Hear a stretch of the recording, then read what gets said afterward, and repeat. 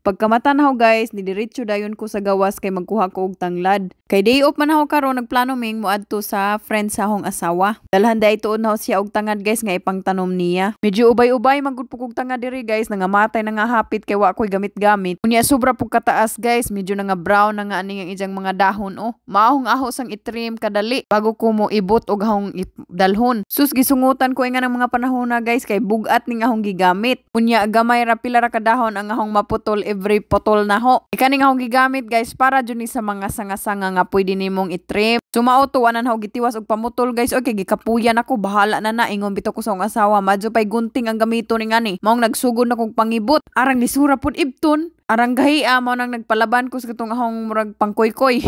Unsa man ang pangkoy-koy oy, basta pangkoy-koy lagi. Kapoy na pug og bumarong mong hinglingkod na ko diri sa daplin. Mayon tag di ko matungawan ning ani guys.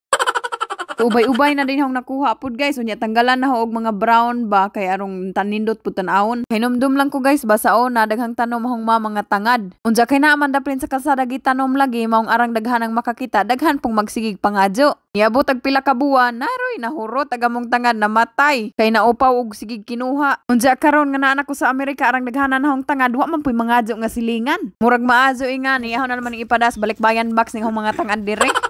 Tumaon ni gahong tangad ngahong dalhon, medyo ubay-ubay pod.